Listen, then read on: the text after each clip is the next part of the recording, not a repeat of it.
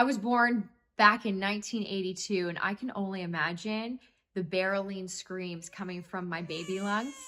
But those screams soon turned into songs because at 3 years old, I told my mom, I'm gonna be a singer. By the time I was 8, I was taking singing lessons. By the time I was 9, I was writing songs. By the time I was 11, I was performing. I have always loved music and performing. Little did I know, though, the challenges my dream of singing would endure. At 11 years old, I was living my dream on stage. I was working at Putnam Pete's Dinner Theater. I was performing, I was singing, and I was getting paid. It was awesome. I was also winning speaking competitions. I mean, from the outside, it looked like I had it all together. But then everything changed when my parents got divorced. It felt like my world as I knew it completely shattered. Turning to music, I poured all my thoughts and emotions into a song that I co-wrote at 11 years old called If We Just Try. Music and writing and speaking became my vessel of healing, but also my way not only to express, but to connect. I had a very wise mom that decided when I was 12 years old to put me into personal growth workshops. Now at 12 years old, I don't want to go. Why? I don't think I need to go. It gave me tools that allowed me to build confidence, resilience.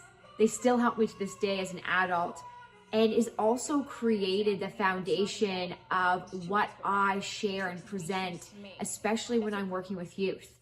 I know the difference it made for me growing up, and I want people to benefit from these tools. Music became my refuge. I just started reaching out to bigger venues. I remember calling the stadium where the Blue Jays play, and I did that. Hi, I'm Sarah Westbrook. I'd really like to sing. I heard no often, but I stayed persistent. I stayed determined. Effort pays off.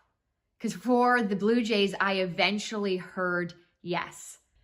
When people saw me singing the anthem for the Jays, they saw that as determination. And that determination led to something else, which was me singing in a mall. When a principal came up to me after and said, can you come to my school and sing to the elementary school kids and let them ask you questions about how you got to sing for the Blue Jays and how you got to sing at other venues, how you got to record a CD.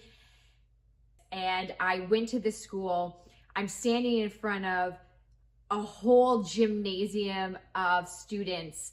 I'm singing, I'm letting them ask me questions, and I realized partway through that their questions are no longer about how I got to sing different places. They're about my home life. They're about struggles.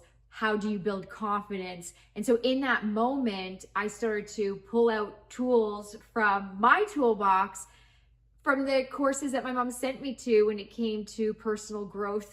So here I was in front of the school, and I'm incorporating 3 different areas of my life that I didn't even realize would ever infuse. I'm speaking, I'm singing, and now I'm sharing about life skills.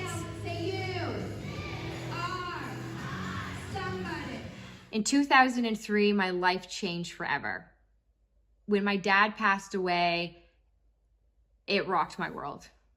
You know, it's that moment where you realize everything can just change and the people you love aren't always there forever.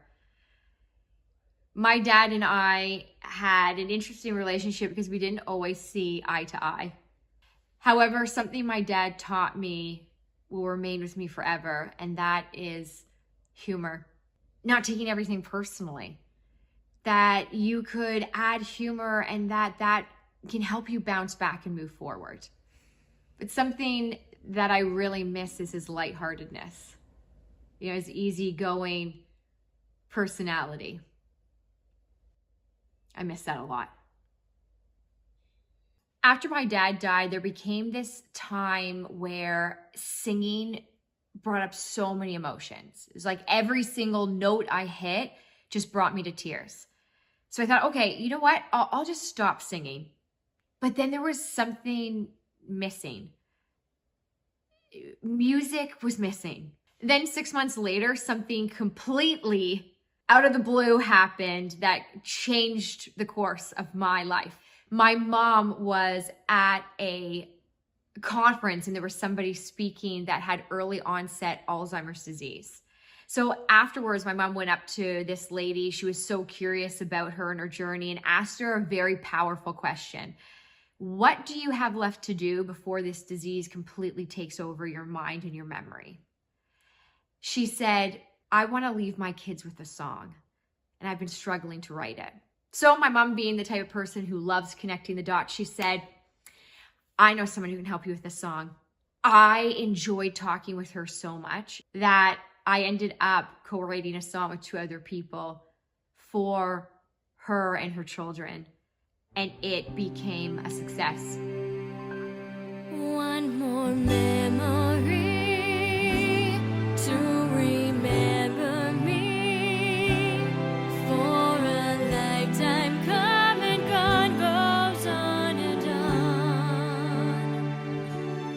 When my memory fades, I ended up traveling to different countries with Brenda. She would share her story, I would share the song.